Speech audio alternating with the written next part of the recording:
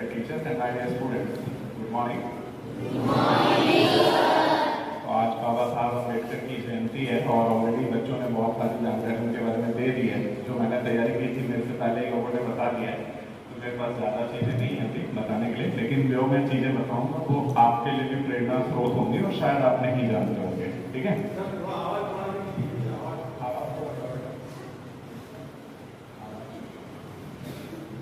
अभी ठीक है? मोनू सर आवाज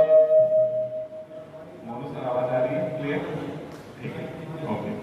तो सबसे पहले मैं कोट अम्बेडकर साहब को ही कोट करूंगा। If you believe in living a respectable life, you believe in self help which is the best help. Unquote. Baba Saheb ने बोला है कि अगर आप अपनी जिंदगी को बहुत ही आदर के साथ बिताना चाहते हैं, एक रेस्पेक्टफुल लाइफ जीना चाहते हैं, तो आपको खुद की मदद खुद से करनी पड़ेगी। ठीक है, ऐसा है बच्चों, जैसे आप अभी लाइफ में हो, कभी कभी आपकी लाइफ में भी बहुत सारे इश्यूज आते हैं और आप सोचते हो क्विट कर देते हैं, हम छोड़ देते हैं, भाग जाते हैं। तो जब बाबा साहब बहुत छोटे थे, 6 साल की उम्र में उनकी माता जी का देहांत हो गया था, तो बाबा साहब जो है वो अपने पिताजी से दूर रहते थे और उनकी बुआ उनका ख्याल रखती थी सातारा में। तो जब छोटे ही थे, 8 या 10 साल के रहे होंगे वो, तो एक बार उनके साथ स्कूल में बहुत ही दुर्व्यवहार किया गया, तो उससे दुखी हो गए और फिर उनके पिताजी, क्योंकि उनकी माता का देहांत हो गया था, तो उनके पिताजी दूसरा विवाह करने का उन्होंने विचार किया। तो इस विचार से डॉक्टर अम्बेडकर को बहुत ही मतलब धक्का लगा और वो सोचे कि मुझे रहना नहीं है, मैं घर छोड़ के चला जाता हूँ।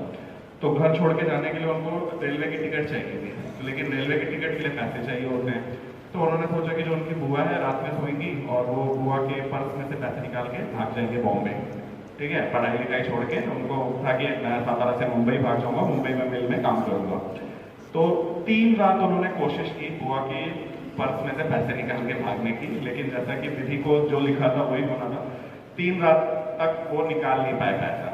तो चौथी रात को फिर वो सोच में पड़ गए और उन्होंने सोचा कि जो मैं कर रहा हूँ क्या वो सही है, कि क्या मैं भाग सकता हूँ, लाइफ को फेस कर रहे चैलेंज को, या मुझे भाग जाना चाहिए।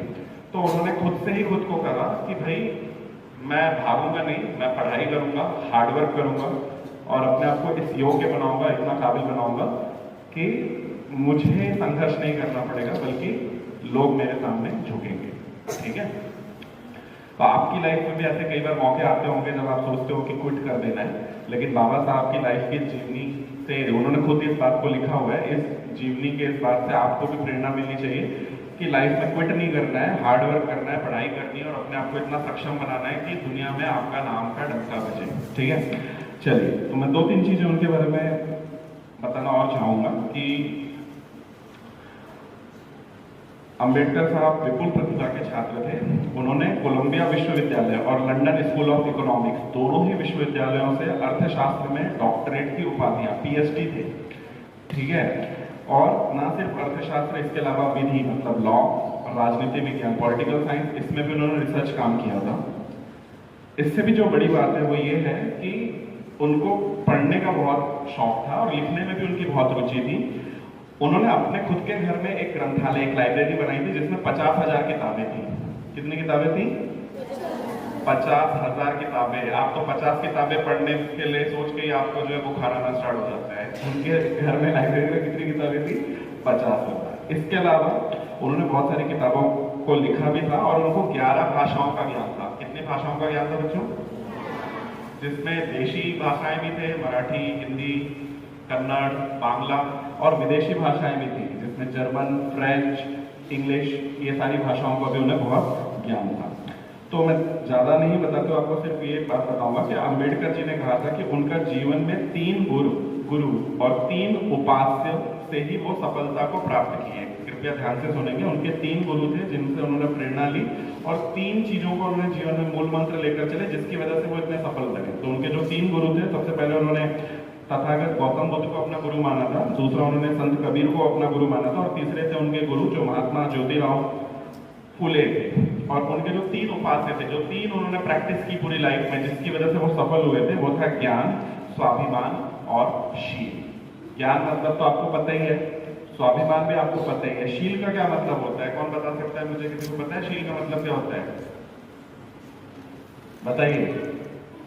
हाँ, हर्षदा बताएंगे, खड़े हो जाओ, बताओ शील मतलब क्या? ठंडा, शीतल नहीं बोला मैंने, शील का। शील का एक अर्थ हो सकता है विनम्र। विद्यार्थी जीवन में आप में भी कई बच्चों को मैं विनम्र देखता हूँ, कई बच्चों को आप में देखता हूँ कि बहुत ज्यादा अहंकार है। तो अगर आप में शीलता होगी, आप में विनम्रता होगी, तो आप जीवन में बहुत आगे जाएंगे। चलिए, तो मैं लास्ट में समअप करता हूँ, because I have prepared my speech in English, so let me now finish up in English only. I'll try to speak slowly so that you can understand. Okay. So the sparkling life story of Dr. Ambedkar shows that he was a man of study and action. Firstly, he acquired sound knowledge of economics, politics, law, philosophy, and sociology. In pursuing his studies, he had to face many social odds, but he did not spend all his life in reading and studying only. He refused the higher post with attractive salaries because he never forgot his brothers in the depressed life class. He dedicated the rest of his life for equality, brotherhood, and humanity. He tried his best for the upliftment of the depressed classes. After having gone through his life history, it is necessary and proper to study and analyze his main contribution and their relevance. Today also, Indian economy and Indian society is facing many economic and social problems. Dr. Ambedkar's thought and actions may guide us for the solution of these problems. Thank you. Now I request Principal Sir to please come on the dais. Thank you, sir.